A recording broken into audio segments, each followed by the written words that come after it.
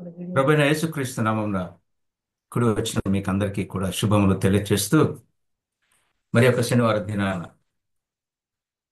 యేసుక్రీస్తు ప్రభువుల వారు మనకి ఇచ్చినటువంటి ధన్యతను బట్టి ఈ రీతిగా అందరము కలుసుకొని ఆయన మాటలు వినటానికి చూపిస్తున్నటువంటి శ్రద్ధను బట్టి ప్రేమను బట్టి మీకందరికీ కూడా ప్రభువు నామమున వందనాలు చెల్లిస్తూ ఉన్నాను. నిజంగా దేవుడు, మన దేవుడు చాలా గొప్పవాడు, ప్రేమ కలిగినటువంటి వాడు. ఆయన ప్రేమ ఎంతది అని అంటే చాలినంతది. అంత ప్రేమించినటువంటి దేవుడు, అంతగా ప్రేమించాడు కాబట్టే మనకంటూ సంఘాన్ని ఏర్పాటు చేశాడు. సంఘము సహవాసము కొరకు అని అనుకుంటాము, అది కరెక్టే, దాన్ని కాదనము. కాకపోతే సంఘము అనేటువంటిది అది క్రీస్తు శరీరమై ఉన్నది. అది దేవుడు ప్రణాళిక చేసుకొని, ఆదిలోనే దేవుడు ప్రణాళిక చేసుకొని దానికంటూ ఒక కాలాన్ని నిర్ణయించి ఒక నిర్మాణ దినాన్ని ఏర్పాటు చేసుకొని ఆ నిర్మాణ దినముననే ఆ సంఘాన్ని స్థాపించుకోవటము గత వారంలో మనం చూసాం. సంఘము క్రీస్తు శరీరం, దాని యొక్క ఆవశ్యకత, దాని ఇంపార్టెన్స్ మనం ఎరిగినటువంటి వారంగా ఉండాలని దేవుడు ఈ లేఖన భాగాలన్నీ తన గ్రంథంలో ఉంచి మనకు బయలుపరుస్తూ ఉన్నాడు. సంఘము క్రీస్తు శరీరము అని ఎప్పుడైతే మనము విశ్వసిస్తామో అప్పుడు తప్పకుండా ఇప్పుడు నా శరీరం గురించి నేను ఎంత శ్రద్ధ వహిస్తానో అలాగే మనందరము కూడా ఒక చిన్న డిస్టర్బ్ మన శరీరంలో జరిగితే ఆగమేఘాల మీద ఎక్కడెక్కడికో పరిగెత్తిపోతూ ఉంటాం. శరీరం మీద అంత శ్రద్ధ మంచిది. మరి క్రీస్తు శరీరము చేత సంపాదించుకున్నటువంటి ఆయన సంఘము మీద ఆయనకెంత శ్రద్ధ ఉంటుంది? ఆ శరీరములో భాగమై ఉన్నటువంటి నీవు నేను ఆ భాగముగా మనము ఆ శరీరానికి బాధ, నొప్పి, ఇబ్బంది కలిగిస్తే ఆయన ఎంత బాధపడతాడు? ఈ విషయాన్ని మనం గుర్తుపెట్టుకోవాలి. నేను గత వారమున ఈ సంఘము క్రీస్తు శరీరము అని మాట్లాడుతూ 3-4 విషయాలు చెప్పాను. నిర్మాణ దినము ఆయనది, ఈ సంఘము క్రీస్తు శరీరము అని చెప్పాను. అలాగే నేను మరి ఒక విషయాన్ని కూడా మీకు జ్ఞాపకం చేశాను. అదేంటి అనంటే యెహోవా దేవుడు ఈ సంఘానికి ఒక పేరు పెట్టాడు అన్నాను. యెషయా గ్రంథంలో ఆ మాట నేను జ్ఞాపకం చేశాను మీకు. 40వ అధ్యాయం 11వ వచనంలో సంఘాన్ని దేనితో పిలుస్తున్నాడు అని అంటే గొర్రెల మందతో పిలుస్తూ ఉన్నాడు, గొర్రెల మందతో పోలుస్తూ ఉన్నాడు.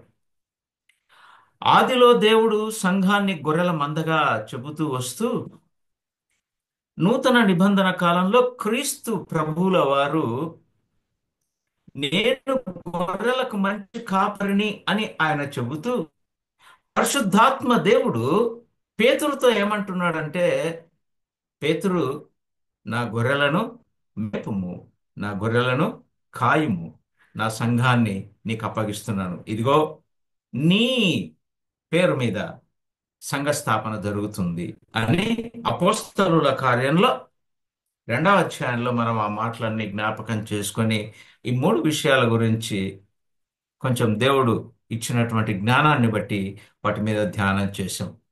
ఇక 3-4 విషయాలు ఉన్నాయి, అవి కూడా నేను క్లుప్తంగా ముగించేస్తాను.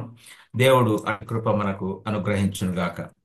చిన్న ప్రార్థన చేసుకొని ధ్యానంలోకి వెళ్దాం.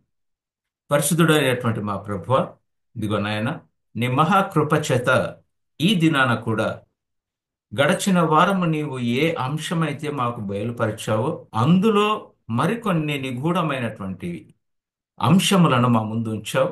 వాటి నిమిత్తమై నీ బిడ్డలు వినాలని ఆశగా వచ్చారు ప్రభు. వారితో మాట్లాడండి.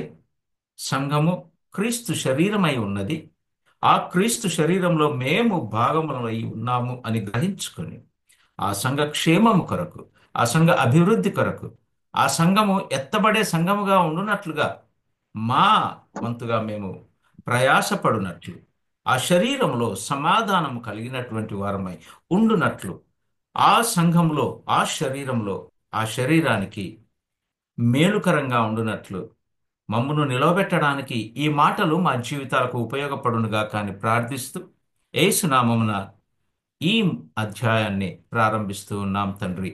ఆమేన్. మంచిదండి. మిగిలినటువంటి విషయాలు నేను మీకు జ్ఞాపకం చేస్తాను. నాలుగవ విషయంగా ఏమి అని అంటారంటే, సంఘముపై ఆయన ఆధిపత్యం ఉండాలి.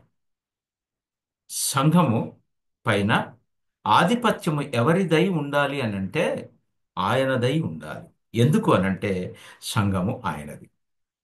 ఈ లోకరీతిగా మనము జ్ఞాపకం చేసుకుంటే లోకరీతిగా మాట్లాడుతున్నాం.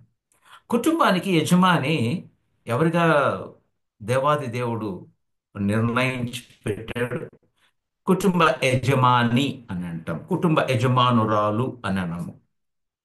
కుటుంబ పైన ఆధిపత్యాన్ని ఈ లోకరీతిగా మన కుటుంబాలు, నా కుటుంబము, మీ కుటుంబం, మనందరి కుటుంబాలను చూస్తే కుటుంబం పైన ఆధిపత్యాన్ని భర్తకిచ్చాడు.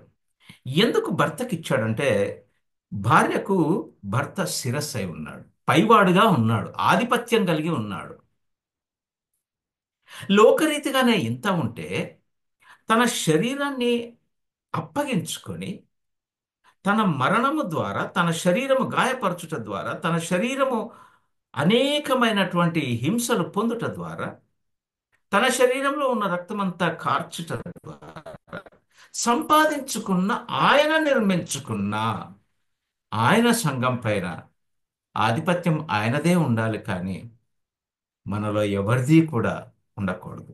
జాగ్రత్తగా జ్ఞాపకం చేసుకుందాం. చాలా సందర్భాల్లో మనము సంఘము ఎవరిది అని అంటే పలానా పలానా పేర్లు చెప్పుకుంటూ వస్తూ ఉంటాం. కానీ దేవాది దేవుడు ఏమంటున్నాడంటే సంఘము పైన ఆధిపత్యము ఆయనదై ఉండాలి. దీనికి ఆధారంగా జకర్య గ్రంథంలో ఒక మాట చూద్దాం మనం. జకర్య గ్రంథం 9వ అధ్యాయం, 9వ వచనం నుంచి మనం జ్ఞాపకం చేసుకుంటే, సియోను నివాసులారా బహుగా సంతోషించుడి, యెరూషలేము నివాసులారా ఉల్లాసముగా ఉండుడి. నీ రాజు నీతిపరుడును రక్షణ గలవాడును దీనుడునై గాడిదను గాడిద పిల్లను ఎక్కి నీ యొద్దకు వచ్చుచున్నాడు. ఆయన ఏం చేస్తాడంటే ఎఫ్రాయిములో రథములుండకుండా నేను చేస్తాను, యెరూషలేములో గుర్రములు లేకుండా చేసేదను, యుద్ధపు విల్లు లేకుండా పోవును. నీ రాజు సమాధానకర్త అన్యజనులకు సమాధాన వార్త అన్యజనులకు తెలియచేయును. సముద్రము నుండి సముద్రము వరకు, యూఫ్రటీసు నది మొదలుకొని భూదిగంతముల వరకు అతడు ఏలును. ఇది ఆయన ఆధిపత్యం. అంత ఉన్నతమైనటువంటి వాడు, అంత మహోన్నతుడు ఆయన. అట్టి మహోన్నతుడైనటువంటి ఆయన సంఘంలో ఆధిపత్యము, జాగ్రత్తగా గమనించండి, చాలా సందర్భాల్లో మనము సంఘంలో ఆధిపత్యాన్ని ఆశపడుతూ ఉంటాం. కానీ ఇక్కడ లేఖన భాగాలు స్పష్టంగా చెబుతూ ఉన్నాయి, సంఘములో ఆధిపత్యము, సంఘము పైన ఆధిపత్యము ఆయనదే అయి ఉండాలి. ఆయనే రాజ్యమును ఏలేవాడు భూదిగంతముల వరకు. ఎక్కడైనా సరే, ఏ స్థితిలో అయినా సరే ఆధిపత్యం మాత్రం ఆయనదే అయి ఉండాలి. ఎందుకు ఆధిపత్యం ఆయనదే అయి ఉండాలంటే ఇది దేవాది దేవుడు ఆ ఆధిపత్యాన్ని కోరుతూ ఉన్నాడు. అలాగే యేసుక్రీస్తు ప్రభువుల వారు అట్టి ఆధిపత్యాన్ని మనకు చూపిస్తూ ఉన్నాడు. మత్తయి సువార్తలో ఆ మాట మనం చూడగలం. మత్తయి సువార్త 8వ అధ్యాయం, పక్కదే కొంచెం ఒక బుక్ ఇచ్చిపెట్టి ఇంకోటి. మత్తయి సువార్త 8వ అధ్యాయంలో 27వ వచనానికి వస్తే మీకు అర్థమైంది అనుకుంటాను. 8వ వచనం అంటే మత్తయి సువార్త 5వ అధ్యాయంలో ఆయన కొండ ఎక్కి తన కొండ మీద ప్రసంగాన్ని ప్రారంభించి 5వ అధ్యాయం, 6వ అధ్యాయం, 7వ అధ్యాయం వరకు చెబుతూ 8వ అధ్యాయంలో ఆయన కొండ మీద నుండి దిగి వచ్చి అని అంటాడు. ఆయన ఉపన్యాసము, ఆ కొండ మీద ప్రసంగము 7వ అధ్యాయంతో ముగుస్తుంది. 8వ అధ్యాయంతో ఆయన కొండ దిగి వస్తాడు. అక్కడి నుంచి ఆ, అద్భుత కార్యాలు, ఆశ్చర్య కార్యాలు అలా చేసుకుంటూ వస్తూ అక్కడ 23వ వచనం నుంచి మీరు చదివినప్పుడు అక్కడ సముద్రం మీద తుఫాను వచ్చినప్పుడు శిష్యులు భయపడితే అప్పుడు ఆయన వారితో అంటాడు, అల్ప విశ్వాసులారా. 26వ వచనంలో, అల్ప విశ్వాసులారా, ఎందుకు భయపడుచున్నారు అని వారితో చెప్తాడు. చెప్పి ఆ మాట చెప్పిన తర్వాత ఆయన ఏం చేస్తాడంటే అలా లేచి గాలిని సముద్రమును గద్దింపగా, కీప్ క్వైట్ అని అన్నాడు. ఏమనలేదు ఆయన. గాలితోనూ సముద్రముతోనూ ఇద్దరితో ఒకేసారి ఆయన ఏమంటున్నాడంటే మాటలాడగాని లేదండి, గద్దించాడు. గద్దించటానికి కారణం ఏంటంటే, ఇదిగో కొంతకాలంగా నాతో పాటు నా శిష్యులు తిరుగుతూ ఉన్నారు. నేను మాట్లాడినటువంటి మాటలన్నీ విన్నారు. నేను చేసినటువంటి కార్యాలన్నీ చూచారు. చూచినా కూడా నీళ్లు మీరు, గాలి మీరు డిస్టర్బ్ చేయాలనుకుంటూ ఉన్నారు. Take care. అందుకే ఆయన కోప్పడి గాలిని సముద్రమును గద్దింపగా, గద్దించాడు కాబట్టి మిక్కిలి నిమ్మలమాయను. Kept quiet. మిక్కిలి నిమ్మలమాయను. ఇది ఆయన ఆధిపత్యం. దేని మీద? గాలి మీద, సముద్రము మీద. పర్వతాంతా కూడా అంటాడు, మీకు చిన్న ఆవగింజంత విశ్వాసం ఉంటే చాలు, ఈ కొండను పోయి సముద్రంలో పడుపు అంటే పడుతుంది అంటాడు. అవి కూడా మాట వింటాయి. నేను అనేక సందర్భాల్లో ఈ విషయాలు చెప్పాను మీకు. అన్నీ మాట విన్నాయి.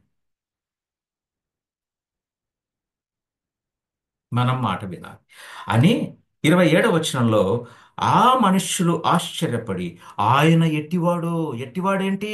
సంఘం పైన ఆధిపత్యము కలిగినటువంటి వాడు. సముద్రం ఎంత, గాలెంత, సృష్టి మీదనే, సంఘం మీదనే ఆధిపత్యము కలిగినటువంటి వాడు దేవాది దేవుడు యేసుక్రీస్తు ప్రభువుల వారు కుమారులు. తండ్రి కుమారులు ఇద్దరూ కూడా ఆధిపత్యమే. వారిదది, అది వారిది, మనది ఎట్టి పరిస్థితుల్లో కాదు. సో సంఘం పైన ఎప్పుడు కూడా ఆధిపత్యము ఆయనదై ఉండాలి. నేను ఎందుకు ఇవన్నీ చెప్తున్నానంటే, సంఘము యొక్క ఆవశ్యకత మనం తెలుసుకుంటే కానీ సంఘంలో నేను ఎలా ఉండాలనో నేను ఎరగగలను. ఎలా ప్రవర్తించుకోవాలి, ఎలా నడుచుకోవాలి, నా నా ప్రవర్తన ఎలా ఉండాలి సంఘం పట్ల అనేది నాకు తెలియాలంటే ఇవన్నీ నేను తెలుసుకోవాలి. కాబట్టి అందుకే ప్రభు మనతో ఈ దినాల్లో ఈ దినాల్లో ప్రాముఖ్యంగా, ఎందుకంటే సంఘాలు ఎలా ఉన్నాయంటే ఎవరికి ఇష్టమొచ్చిన బోధ వాళ్ళు బోధిస్తూ ఉన్నారు. చెప్పటానికి కొంచెము మీకు అందరికీ వినటానికి కూడా ఇబ్బందిగా ఉండొచ్చు. ప్రాస్పరిటీ గాస్పల్ అంట. ఏమంటారు? ప్రాస్పరిటీ గాస్పల్ అనేది ఒక కొత్త పేరు పెట్టుకొని ఆ, వచ్చారండి. ఏ సంఘం పైన, మా సంఘానికి రండి మీకు పెళ్ళి అవుతుంది, మా సంఘానికి రండి మీకు ఉద్యోగం వస్తుంది, మా సంఘానికి రండి మీకు మీరు ఇల్లు కొంటారు. ఏ దేవుడు ఎక్కడన్నా చెప్పాడు? అదే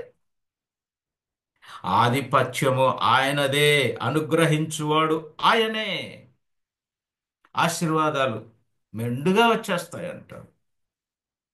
ఇంతకు సంఘానికి దేనికి వెళ్తున్నావు? ఆశీర్వాదాల కొరకు వెళ్తూ ఉన్నావా? జాగ్రత్త సుమి. గాలిని గద్దించినట్లు, సముద్రాన్ని గద్దించినట్లు గద్దిస్తాడు సుమి. Take care. అలాగే పరిశుద్ధాత్మ దేవుడు ఏమనుకుంటున్నాడో సంఘం గురించి ఒక మాట చూద్దాం. పేతురు పేతురు రాసిన మొదటి పత్రిక 3వ అధ్యాయములో 22వ వచనాన్ని మనం కొంచెం జాగ్రత్తగా గమనిస్తే, ఆయన పరలోకమునకు వెళ్ళి దూతల మీదను అధికారుల మీదను శక్తుల మీదను అధికారము పొందిన వాడై. Praise the Lord. ఎవరిదండి సంఘము? సంఘం పైన ఆధిపత్యం ఎవరిది? యెహోవా దేవుడు చెప్పాడు. యేసుక్రీస్తు ప్రభుల వారు గుర్తు చేశాడు. పరిశుద్ధాత్మ దేవుడు క్లియర్గా మనకు చూపిస్తూ ఉన్నాడు. దూతల మీదను అధికారుల మీదను శక్తుల మీదను అధికారము పొందిన వాడై దేవుని కుడి పార్శ్వమున కూర్చున్నాడు. హల్లెలూయా. Praise the Lord. సంఘము యొక్క ఆవశ్యకత, సంఘము పైన ఆధిపత్యము ఆయనదై ఉండాలి.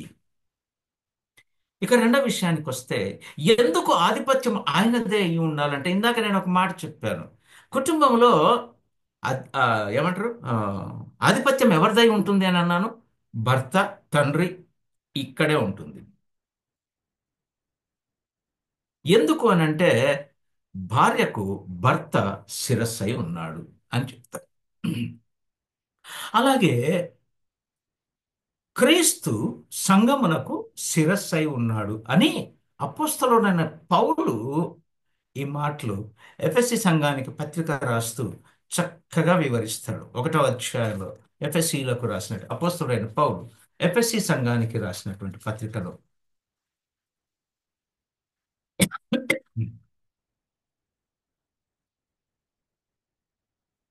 ఎఫెసీలకు రాసినటువంటి పత్రిక మొదటి 5వ అధ్యాయం, క్షమించండి, 1వ అధ్యాయము 22వ వచనం. అపోస్తలుడైన పౌలు ఎఫెసీలకు రాసినటువంటి పత్రిక 1వ అధ్యాయము 22వ వచనం. మరియు సమస్తమును ఆయన పాదముల క్రింద ఉంచి సమస్తము పైని ఆయనను సంఘమునకు శిరస్సుగా నియమించెను. యేసుక్రీస్తు సంఘానికి శిరస్సుగా తండ్రి నిర్ణయించాడు. కుమారుడు అలాగే సంఘానికి శిరస్సుగా ఉన్నాడు. ఆ సంఘము ఆయన శరీరము. జాగ్రత్తగా గుర్తుపెట్టుకోండి. శిరస్సు అని చెప్పి ఇది ఎవరిదో అనుకునేది కాదు. శరీరము ఆయనదే. ఆ ఆయన శరీరమైనటువంటి ఆ దానికి శిరస్సు ఆయనే దేవుడు నిర్ణయించాడు. చూడండి ఎంత చక్కగా రాస్తాడు పౌలు. సమస్తమును ఆయన పాదముల క్రింద ఉంచాడు. అది ఎట్టి సంఘమైనా సరే, అది ఎట్టి భాగమైనా సరే, శరీరం అంతా కూడా కింద ఉంచబడింది. ఆ శరీరంలో భాగాలన్నీ కూడా అలాగా ఉంచబడ్డాయి. దీని అంతటికి పైన శిరస్సు. ఈ శిరస్సును ఎక్కడ ఉంచాడంటే పైన ఉంచాడు. అలాగే శరీరం పైన శిరస్సు ఎలా ఉందో సంఘానికి క్రీస్తు శిరస్సుగా ఉన్నాడు. ఆ సంఘము ఆయన శరీరము. సమస్తమును పూర్తిగా నింపుచున్న వాని సంపూర్ణతయై ఉన్నది అంటాడు. ఇంకొంచెం డిఫరెంట్గా 5వ అధ్యాయంలో ఒక మాట రాస్తాడు. నేను ఇందాక చెప్పిన మాటే చక్కగా మనకు గుర్తు చేస్తాడు. 5వ అధ్యాయం 23వ వచనంలో 22 చదివితే, స్త్రీలారా ప్రభువునకు వలె మీ సొంత పురుషునికి లోబడి ఉండుడి. ఎందుకు అని అంటే, క్రీస్తు సంఘమునకు శిరస్సై ఉన్నలాగున సంఘానికి యేసుక్రీస్తు ప్రభుల వారు శిరస్సై ఎలాగ ఉన్నాడో అలాగే మీకు భార్యలైన మీకు శిరస్సుగా మీ భర్తలు ఉండాలి. ఇది క్రమం. మంచిదండి. క్రీస్తు శరీరమునకు రక్షకుడై, క్రీస్తే, క్షమించండి, క్రీస్తు కాదు, క్రీస్తే. ఆ క్రీస్తే ఆ సంఘానికి రక్షకుడై ఉన్నాడు. శరీరాన్ని రక్షించే బాధ్యత శిరస్సుగా ఉన్నటువంటి ఆ క్రీస్తే తీసుకుంటూ ఉన్నాడు. అలాగే కొలస్సీయులకు కూడా పత్రిక రాస్తూ అపోస్తలుడైన పౌలే ఒక మాట జ్ఞాపకం చేస్తాడు. అక్కడ కూడా 1వ అధ్యాయం 18వ వచనంలో, సంఘము అను శరీరమునకు ఆయనే శిరస్సు. ఎందుకు ఇలాగ చెబుతూ ఉన్నాడు పౌలు? ఎఫెసీలకు రాశాడు, కొలస్సీలకు రాశాడు, వారికి రాశాడు అని అంటే, జాగ్రత్త, జాగ్రత్త. సంఘానికి శిరస్సు క్రీస్తే. సంఘము అంటే క్రీస్తు శరీరమే. ఆ క్రీస్తు శరీరమైన ఆ సంఘానికి శిరస్సు క్రీస్తే. అన్నీ క్రీస్తే. సంఘం పైన ఆధిపత్యము ఆయనదే. ఎందుకు అనంటే సంఘమునకు శిరస్సు క్రీస్తే. ఎంత చక్కగా చెప్పాడో చూడండి. ఎందుకు ఇదంతా చెబుతూ మనతో వస్తున్నాడంటే ఒక విషయం. సంఘం పట్ల ఆయన కలిగి ఉన్నటువంటి శ్రద్ధ ఏంటి అని అంటే సంఘము క్షేమముగా ఉండాలని ఆయన ఇష్టపడుతూ ఉన్నాడు. సంఘం ఎలా ఉండాలంట? క్షేమముగా ఉండాలని ఆయన ఆశపడుతూ ఉన్నాడు. ఎందుకు క్షేమంగా ఉండాలి? క్రీస్తు శరీరమై ఉన్నటువంటి ఆ శరీరము ఆరోగ్యంగా ఉంటేనే కదా భాగాలన్నీ ఆరోగ్యంగా ఉంటాయి. నేను ఇందాక చెప్పాను, చిన్న ఏదన్నా చిన్న డిస్టర్బ్ జరిగితే పరిగెత్తేస్తాం హాస్పిటల్కి. ఎందుకంటే శరీరం పైన అంత మనకు ఆ, ఇష్టం. అందుకే ప్రభువుల వారు కూడా శరీరాన్ని అంతగా ఇష్టపడుతూ ఉన్నాడు. ఆయనకి ఇష్టమైన ఆ శరీరాన్ని, ఆ శరీరానికి శిరస్సైన ఆ క్రీస్తు క్షేమంగా ఉండాలి. అందరము కూడా సంఘంలో ఉన్న మనందరము కూడా క్షేమంగా ఉండటానికే ఆయన ఈ మాట చెప్తాడు. 11వ అధ్యాయం రోమీయులకు అపొస్తలుడైన పౌలు రోమా సంఘానికి రాసినటువంటి పత్రికలో మొదటి అధ్యాయము 11వ వచనంలో ఒక మాటతో మొదలు పెడతాడు. మీరు మీరు స్థిరపడవలెనని అంటాడు. మీరు అంటే ఎవరు? ఎవరితో చెప్తున్నాడు? అప్పుడు ఎవరితోనో అని అనుకుందామా? మీరు అంటే ఎవరంటున్నాడంటే అక్కడ మొదటి అధ్యాయంలో 1, 2 బాగానే ఉంది. 2 నుంచి 7 అని అవన్నీ కలిసి ఉంటాయి అందులో. అక్కడ ఒక మాట అంటాడు. కాబట్టి 2వ వచనం నుంచి చదువుకుందాం మనం. దేవుని సువార్త నిమిత్తము ప్రత్యేకింపబడిన వాడనైన పౌలు రోమాలో ఉన్న దేవుని ప్రియులందరికీ, ఎవరికి రాస్తున్నాడు ఈ పత్రిక? దేవుని ప్రియులైన వారికి అందరికీ. అంటే దేవునికి ప్రియులైన వారంటే ఎవరు? ఆయనే చెప్తున్నాడు. పరిశుద్ధులుగా ఉండుటకు పిలువబడిన వారందరూ. ఎందరినైతే ఆయన పేరు పెట్టి పిలుచుకున్నాడో వారందరినీ కూడా ఆయన పరిశుద్ధులుగా పిలుస్తూ ఉన్నాడు. వారందరూ ఆయనకు ప్రియులు. బాబా బాబా. ఇప్పుడు నేను ఎవరిని? నా దేవునికి నేను ప్రియుణ్ణి. నా దేవునికి నేను ప్రియుణ్ణి. నన్ను పరిశుద్ధులుగా ఉండటానికి పిలుచుకున్నాడు. మీరెవరు? మీరు కూడా దేవాది దేవునికి ప్రియులే. దేవునికి ప్రియులు. ఎందుకు అంటే పరిశుద్ధులుగా ఉండటానికి పిలువబడినటువంటి వారము. వారికి అందరికీ అని అంటాడు. ఇంకో చోట ఏం రాస్తాడంటే కనిపించని వారికి కూడా. అంటే పౌలు ఆ కాలంలో జీవించాడు. అట్టి కాలంలో జీవిస్తున్నటువంటి వారికి అందరికీ ఇలాగా రాస్తూ అక్కడ ఉన్నటువంటి సంఘానికి పరిశుద్ధులకు అని చెబుతూ ఒక చోట ఏం రాస్తాడంటే నన్ను కన్నులారా చూడని వారికి కూడా. అంటే అందులో ఎవరున్నారు? మనం కూడా ఉన్నాం. అంటే ఈ మాటలు అందరికీ, అందరికీ, ఏ భేదం లేదు, మనందరికీ. కాబట్టి ఆయన చెబుతూ ఉన్నాడు మీరు స్థిరపడవలెనని. మీరు అంటే దేవునికి ప్రియులుగా ఉండటానికి పిలువబడిన వారికందరికీ, అంటే పరిశుద్ధులుగా ఉండటానికి పిలువబడిన వారికందరికీ కూడా క్షేమము కలుగునట్లు, స్థిరముగా ఉండునట్లు మీకును నాకును కలిగి ఉన్న విశ్వాసము చేత, అనగా మనము ఒకరి విశ్వాసము చేత ఒకరము ఆదరణ పొందవలెనని.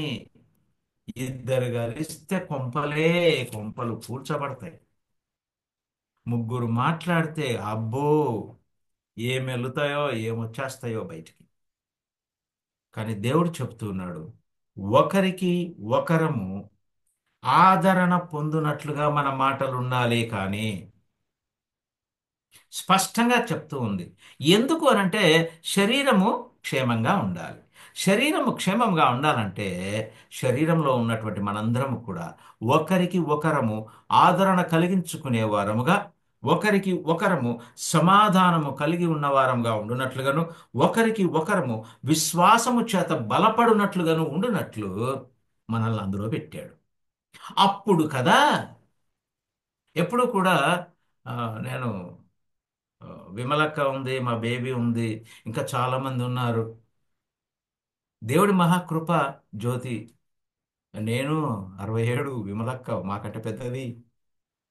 ఆ, దేవుడి మహాకృప ఏంటంటే, ఎంత మేము అప్పుడు ఎలా ఉన్నామో చిన్నప్పుడు, దేవుడి మహాకృప చేత ఈ దినము వరకు అలాగే ఉన్నాం. ఇది చాలదా? ఇందుకే కదా, ఈ ధన్యత పొందుకోవటానికే కదా, ఈ క్షేమము అనుభవించటానికే కదా మనం సంఘములో ఉంచబడ్డాం. ఇది ఉట్టిగా రాదండి. ఉట్టిగే రాదు. ఆరోగ్యంతో ఎందుకు ఉండగలుగుతున్నాము అని అంటే, ప్రభు పనిలో, ప్రభు వాక్యమును బట్టి మేము ఉన్నాం కాబట్టి. ప్రభు పనిలో ఉంటే, పేతురును పిలిచేటప్పుడు ఎక్కడున్నాడు పేతురు? తన పనిలో ఉన్నాడు. దావీదును పిలిచేటప్పుడు ఎక్కడున్నాడు? అడవిలో, తండ్రి పనిలో అని ఉంది క్లియర్గా. గొర్రెలను కాస్తూ ఉన్నాడు. ఎక్కడ? అడవిలో. కాబట్టి తన మహాకృప చేత అలాగ చేస్తూ ఉంటాడు. సంఘము క్షేమముగా ఉండునట్లుగానే అని అంటాడు. అలాగే గలతీయులకు కూడా పత్రిక రాస్తూ అక్కడ కూడా ఒక మాట అంటాడు. 4వ అధ్యాయము 19వ వచనంలో ఏమంటాడంటే, క్రీస్తు స్వరూపము మీ యందు ఏర్పడు వరకు మీ విషయమై మరలా నాకు ప్రసవ వేదన కలుగుతున్నది అంటాడు పౌలు. గలతీయులకు, మీరు విశ్వాసంలో బాగానే ఉన్నారు, కానీ తర్వాత మీరు ఇలా అయిపోయారు. క్రీస్తు స్వరూపము మీ యందు ఏర్పడు వరకు, క్రీస్తు స్వరూపంలోకి మీరు మార్చబడినంత వరకు. ఎందుకంటే ఆయన రాకడ దినమున నేను మీ అందరి గురించి లెక్క చెప్పాలి. మీ అందరినీ ఆయనకు అప్పగించాలి. నేను అప్పగించాలంటే మీకు క్షేమము కలగాలి, మీరు క్షేమంగా ఉండాలి. ఉండాలంటే ఆ బాధ్యత నాది. నేను మీ విషయమై శ్రద్ధ కలిగి ఉండాలి. కాబట్టి మీ విషయమై మరలా నాకు ప్రసవ వేదన, లేబర్ పెయిన్స్, భయంకరమైనటువంటివి, భరించలేనటువంటి అంత శ్రమ పడుతూ ఉన్నాడు ఈ సంఘాన్ని తిరిగి ఆ కట్టడానికి. చెప్తూ ఉన్నాడు అన్నమాట. సంఘము క్షేమముగా ఉండాలని. క్షేమంగా ఉంటేనే ఆయన చేతికి అప్పగించబడతాం. సంఘంలో క్షేమం లేకపోతే, సంఘంలో సమాధానం లేకపోతే, సంఘంలో ప్రేమ లేకపోతే ఆయన చేతికి ఎలా అప్పగించబడతాం? అందుకే ఆంధ్ర క్రైస్తవ, నేను పోయినసారి పాడాను ఆ పాట, సరిగా పాడలేకపోయాను. నా దగ్గర అప్పుడు పాట లేకపోయింది. ఒక మంచి పాట ఉంది, నేను కొంచెం పాడతాను, అయిపోయింది. ఒక చిన్న విషయాన్ని పాడి నేను చెప్తాను.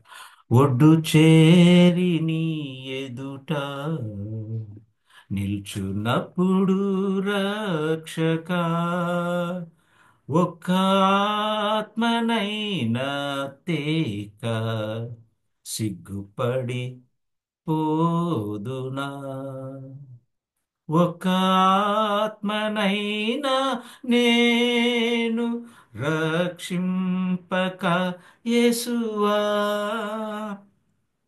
వట్టి చేతులతో నిన్ను దర్శించుట తగునా,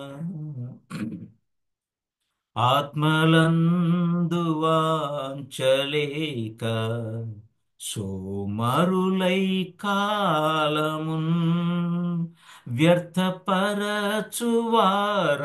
వ్యర్థపరచువారనాడు చింతతోడ నిల్తురు, ఒక ఆత్మనైనా నేను రక్షింపక యేసువా, వట్టి చేతులతో నిన్ను దర్శించుట తగునా,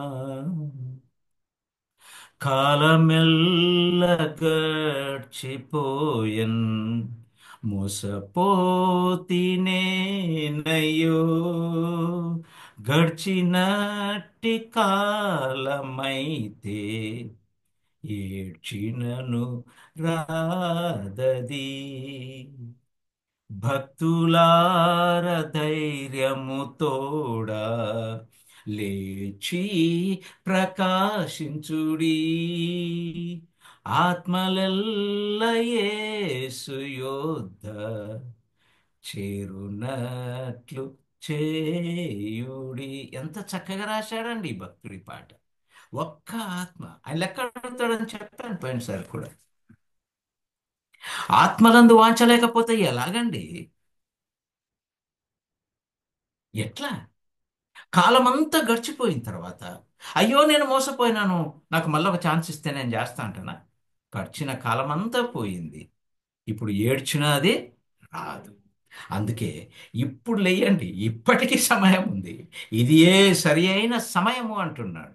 ఇప్పటికీ కూడా టైం ఉంది. దేవుడు జీవితం ఇచ్చాడు, మనం జీవించే ఉన్నాం. అందుకే ఇప్పటికైనా లేచి ఆ ఆత్మలను ఆయన యొద్దకు చేర్పిద్దాం. చేర్పించాలంటే తీర్మానం చేసుకోవాలి. చేర్పించాలంటే ఊరికే కాదు, తీర్మానం చేసుకోవాలి. అవును ప్రభువా, ఈరోజు నాతో నువ్వు మాట్లాడావు నాయన. నా సంఘం గురించి నాకు బాధ్యత తెలియచేసావు. ఈ సంఘము నీ శరీరం అన్నావు, ఆధిపత్యం నీదే అంటున్నావు. ఈ సంఘం క్షేమము కొరకే నన్ను ఈ సంఘంలో ఉంచావు. ఈ సంఘమును గొర్రెల మందగా నీవు భావిస్తూ ఉన్నావు. మరి గొర్రెల గురించి నేను బాధ్యత తీసుకుంటాను. అంత మాత్రమే కాదు, చివరిగా ఈ సంఘము పెళ్లి కుమార్తె. ఈ సంఘం ఏంటి? పెళ్లి కుమార్తె. యెషయా గ్రంథంలో ఆ మాట మనం చూస్తాం. యెషయా గ్రంథం 65వ వచనం. 65వ వచనం ఒక మాట చదువుకొని మనం ముగించేసుకుందాం. 65వ వచనం, 5వ వచనం. యవనుడు కన్యకను వరించి పెళ్లి చేసుకొనును. యెషయా ప్రవక్తకు దేవాది దేవుడు బయలుపరుస్తున్నటువంటి ఒక విషయాన్ని ఇక్కడ జ్ఞాపకం చేస్తూ ఉన్నాడు. యవనస్తులు కన్యకనే కోరుకుంటారు, కన్యకను వరిస్తాడు, పెళ్లి చేసుకుంటాడు. అలాగే నీ కుమారులు నిన్ను వరించి పెళ్లి చేసుకొనెదరు. పెళ్లి కుమారుడు పెళ్లి కూతురుని చూచి సంతోషించున్నట్లు. సంఘం ఎలా ఉండాలంట? ఆయన పెళ్లి కుమారుడు, పెళ్లి కుమార్తె సంఘం. మరి ఇక్కడ ఈ చక్కని మాట రాస్తున్నాడు 5వ అధ్యాయము 3వ లైన్లో. పెళ్లి కుమారుడు పెళ్లి కూతురుని చూచి దుఃఖపడునట్లు అని లేదు అక్కడ, సంతోషించున్నట్లు. సంతోషించున్నట్లు నీ దేవుడు నిన్ను కూర్చి, అంటే సంఘమును గూర్చి, సంఘములో శరీరంలో భాగములుగా ఉన్నటువంటి నిన్ను గూర్చి సంతోషిస్తాడు. ఎప్పుడు? పెళ్లి కుమార్తెగా నువ్వు సిద్ధపడితే. నువ్వు సిద్ధపడి ఉండాలి. అప్పుడే ఆయన ఇష్టపడతాడు, ఆయన సంతోషపడతాడు, ఆయన నిన్ను పెళ్లి చేసుకోవటానికి ఇష్టపడతాడు, సంతోషంగా వస్తాడు. అందుకే ఆనంద గీతాలు పాడుతూ సియోను నాదములతో నిన్ను ఎదుర్కోవడానికి వస్తాడు ఆయన. మనం ఎదుర్కొంటాం ఆయన వచ్చినప్పుడు. కాబట్టి జాగ్రత్త. యేసు క్రీస్తు శరీరమై ఉన్నటువంటి ఈ సంఘము పెళ్లి కుమార్తె. పెళ్లి కుమార్తె కాబట్టి ఆయన పెళ్లి కుమారుడై ఉన్నాడు. ఆ పెళ్లి కుమారుడు ఇష్టపడినట్లుగా, పెళ్లి చేసుకోవటానికి సంతోషము తెలియచేసినట్లుగా నీవు అలంకరించుకొని ఉండాలి. Not with ornaments. సిద్ధపాటు దేంతో ఉండాలంటే ఆత్మలో సిద్ధపాటు కలిగి ఉండాలి, జీవితంలో సిద్ధపాటు కలిగి ఉండాలి. అప్పుడే ఆయన సంతోషంగా నిన్ను పెళ్లి చేసుకోవటానికి ఆయన సిద్ధంగా ఉంటాడు. 19 ప్రకటన గ్రంథంలో ఒక మాట చూస్తాం మనం. ప్రకటన గ్రంథంలో ఆ, ఒక 2వ అధ్యాయం నుంచి చూస్తే 7 సంఘాల గురించి రాస్తాడు. ఆ సంఘంలో మనం కూడా ఒక సంఘమై ఉన్నామేమో జాగ్రత్తగా పరీక్ష చేసుకుందాం. ఒక్కొక్క సంఘానికి ఒక లోపాన్ని ఎత్తి చూపిస్తూ, ఒక లోపాన్ని చూపిస్తూ నీవు దీన్ని దిద్దుకో అని అంటాడు. నీవు ఇంతకుముందు బాగానే ఉన్నావు, నువ్వు ఇలా ఉంటివి అలా ఉంటివి మంచిదే, కానీ ఇప్పుడు నీలో ఇది కనిపిస్తూ ఉంది అని ఆ, 7 సంఘాలతో మాట్లాడుతూ మాట్లాడుతూ ఒకటి రెండు సంఘాలతో మాత్రం ఒక మాట అంటాడు, మంచిదే అంటాడు. అలాగా వస్తూ ప్రకటన గ్రంథంలో 19వ అధ్యాయం 7వ వచనంలో 6, 7 వచనాలు కలిపే ఉంటాయి. ఆ 2 వచనాలు మనం ధ్యానం చేసుకుందాం. అప్పుడు గొప్ప జన సమూహపు శబ్దము, ఒక పెద్ద క్రౌడ్ అరిస్తే ఎంత సౌండ్ వస్తుందో అటువంటి శబ్దము, గొప్ప జన సమూహపు శబ్దమును, విస్తారమైన జలముల శబ్దమును, బలమైన ఉరుముల శబ్దమును పోలినటువంటి ఒక స్వరము. ఏమని చెప్తుందంటే, సర్వాధికారియు, ఈయనెవరు? సర్వము పైన అధికారము కలిగినటువంటి ప్రభువగు మన దేవుడు ఏలుచున్నాడు. ఇప్పుడు చెప్పండి, సంఘము ఎవరి ఆధిపత్యంలో ఉండాలి? ఆయన ఆధిపత్యం కిందనే ఉండాలి. ఇదిగో ఇక్కడ క్లియర్గా చెప్తున్నాడు. సర్వాధికారియు ప్రభువునగు మన దేవుడు ఏలుచున్నాడు, ఆయనను స్తుతించుడి. ఎందుకంటే గొర్రెపిల్ల వివాహ మహోత్సవ సమయము వచ్చినది. గొర్రెపిల్ల వివాహము, ఆ మహోత్సవము జరగబోతుంది. ఆ సమయము వచ్చినది. ఆయన భార్య ఆయన భార్య తన్ను తాను సిద్ధపరచుకొని ఉన్నది. ఆ సిద్ధపరచుకున్న సంఘంలో నా సంఘం ఉందా? ఇది మనం పరీక్ష చేసుకోవాలి. ఒకవేళ లేకపోతే నేను ఇందాక చెప్పినట్లే మనల్ని మనం ఆత్మ పరీక్ష చేసుకొని, అయ్యా నాలో చిన్న పొరపాట్లు, సంఘము దాని ఆవశ్యకత గురించి మీరు నాతో ఈరోజు మాట్లాడారు. ఇది మీ శరీరం అని హెచ్చరిక చేశారు ప్రభు. నా శరీరం గురించి నేను ఇంత జాగ్రత్త పడినప్పుడు, నీ శరీరమైన నా ఆ సంఘమును గురించి, నీ సంఘమును గురించి నేను బహుశ్రద్ధగా బహు జాగ్రత్తగా ప్రవర్తించవలసిన వాడనై ఉంటిని. కానీ అలా ఉండలేకపోయాను ఇంతకాలం. ఇదిగో నాయన, ఈరోజు నా జీవితాన్ని, నా సంఘ జీవితాన్ని, నా సంఘ సాక్ష్యాన్ని నీ చేతులకు అప్పచెప్తున్నాను. మీరు నన్ను నడిపించండి.